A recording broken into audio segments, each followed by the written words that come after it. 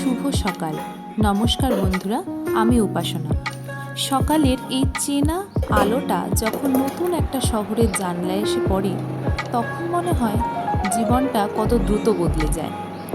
জলপাইগুড়ি জেলার সেই চেনা রাস্তা, চেনা মানুষ আর মায়ের হাতের রান্নার গন্ধ ছেড়ে আজ আমি কত দূরে এই বাঁকুড়া শহরে। হ্যাঁ, প্রথম মেয়ের পক্ষে একদম একটা নতুন জায়গায় এসে সব কিছু সামলানো সহজ ছিল না। পাঞ্জাব ন্যাশনাল ব্যাংকে অ্যাপ্রেন্টিস হিসেবে কাজ শুরু করার পর থেকেই দিনগুলো যেন আরও ব্যস্ত হয়ে উঠেছে। একদিকে ব্যাংকের দায়িত্ব, অন্যদিকে নিজের এই ছোট্ট সংসারটা গুছিয়ে নেওয়া, প্রতিদিন এক নতুন লড়াই। কিন্তু এই লড়াইটা বোধহয় আমাদের ভিতর থেকে আরও শক্ত করে তোলে। আজকের দিনটা আরও 5টা দিনের মতোই ব্যস্ত। তাই টিফিনের জন্য চটজলদি বানিয়ে নিলাম গরম ভাত আর হালকা ডিমের কারি। তো প্রথমেই ডিমগুলোকে নুন আর হলুদ দিয়ে ভালো করে ভেজে নিলাম। এরপর গরম তেলে দেব গোটা গরম মশলা। তারপর একে একে দিয়ে দেব কড়াইতে গোটা জিরে ফোড়ন দেওয়ার পরই দিয়ে দেবো কুচিয়ে রাখা পেঁয়াজগুলো। তারপর ভালো করে সেই পেঁয়াজটা ভেজে নেব।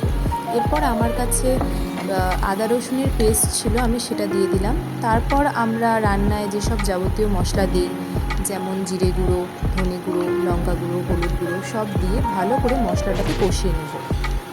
মশলা কিছুটা কষে আসলে কুচিয়ে রাখা টমেটোগুলো দিয়ে দেব। এরপর দিচ্ছি স্বাদ মতো নুন। তারপর আবারও কিছুক্ষণ মশলাগুলোকে কষিয়ে নেব। এরপর আমি যে আলুগুলো সেদ্ধ করে রেখেছিলাম, সেদ্ধ করা আলুগুলোকে ভালো করে স্ম্যাশ করে এবার সেই ভাজা মশলার সাথে মিশিয়ে দেব। মশলা ভালো করে ভাজা হয়ে গেলে এখানে আমি ম্যাগি মশলা ছিল আমার কাছে, সেই ম্যাগি মশলার প্যাকেটটা একটা কেটে দিয়ে দিচ্ছি। এরপর সেটাকেও ভালো করে পুরো রান্নার সাথে মিশিয়ে দেবো। এরপর দিয়ে দেবো পরিমাণ মতো জল দিয়ে ভালো করে ফুটিয়ে নিচ্ছি। এবার ভেজে রাখা ডিমগুলো কড়াইতে দিয়ে দেব।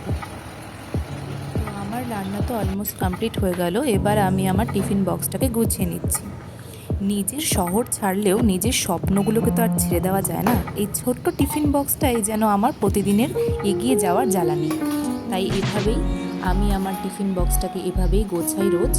আর তোমরা দেখতেই পাচ্ছ যে প্রতিদিনের ব্যস্ততার মধ্যেও আমি এভাবে কাজগুলো করছি। এরকম যদি আরও কন্টেন্ট তোমাদের ভালো লেগে থাকে তাহলে আমাকে অবশ্যই কমেন্টসে জানিও।